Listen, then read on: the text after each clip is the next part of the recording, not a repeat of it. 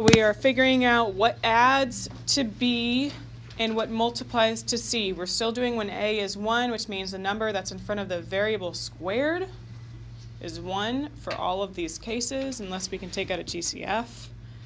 Remember, we're still going to look, if there is a GCF, we should take that out first, and then we go ahead and factor like we did yesterday.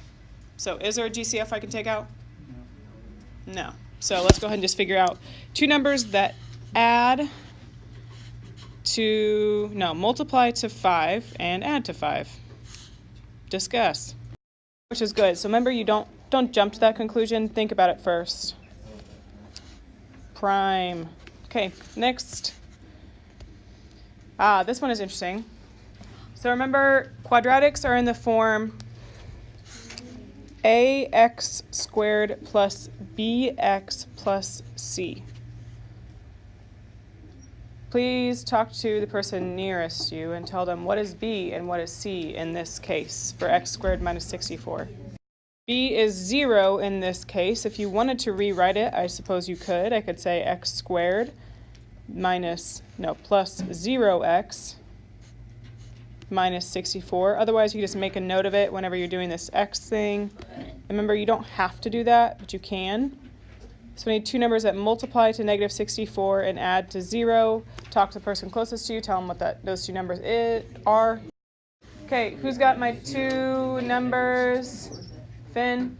It's 8 and negative 8. Bingo. So we split this up into x plus 8, x minus 8. You will notice, I want you to look right now. This is 64 is a perfect square. So this is a difference of perfect squares that you're seeing. And so it's always going to end up something like x plus 8, x minus 8. So the square root of that second number, and then positive and negative versions of it. Okay. Next one, two numbers that add to 13. No, I keep messing up. Multiply to 13, add to negative 14. Discuss. Negative 1. Because a negative times a negative is a positive. So this would be n minus 13 and minus 1. Remember, we can always check our answers by foiling it out to see if it matches. Here we go. Next one. Ooh, no, I didn't give you calculators. Don't use one. Try to think about it.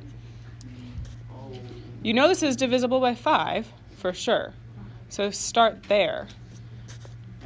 Two numbers that multiply to 165 and add to 4. So we can think about factors of 165, negative 165. If we divide by 5, how many times do we have to multiply 5 to get 165? 33 times. So we know it would be 33 times negative 5, but that doesn't add to negative 4. So then could you break that up or change that up? So Julian, what would my two numbers be? 11 and negative 15. 15 and negative 11. 15 and negative 11. If you're just like rearranging this, so you're taking the 11, so you're dividing by 3, 33 by 3, and then putting that with the 5. So we just kind of rearrange things a little bit. This time it works. I know it's a little bit challenging, but stretch your mental math abilities. So 15 and negative 11, so that would be x plus 15, x minus 11.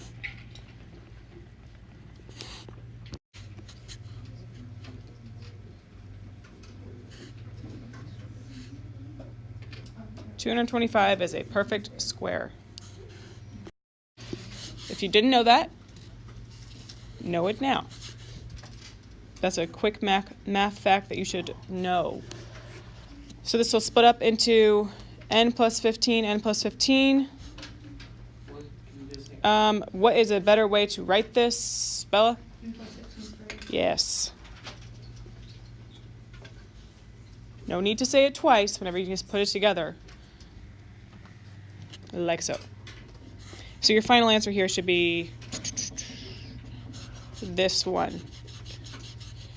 If you don't give me that answer, it's incomplete. Out A. So, oh, A, it looks kind of cool. And then we have A minus 5. Can you factor A minus 5 any further? No, that's it. That's your answer. That's a perfectly acceptable answer. Sometimes when we factor, we don't end up with 2 or more parentheses. This is another way to factor, is to just take out the DCF and leave it. That's what you guys did today on your quiz. So I would, if I were you, I would just start by making a list, like maybe off to the side. Could someone just give me one pair of factors? DJ, go ahead.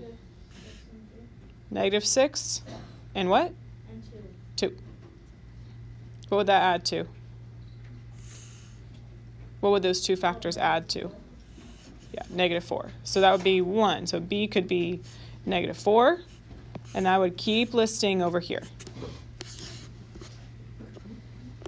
Mira, could you give me another pair of factors? -4 and 3. And so what do those add to? -1. Okay. Emily, go ahead and give me another pair of factors. -2 and 6. And what would those add to? 4. Okay. So 4. Catherine, give me another pair. -3 and 4. Mm-hmm. And those add to? 1. Okay, there's 2 more.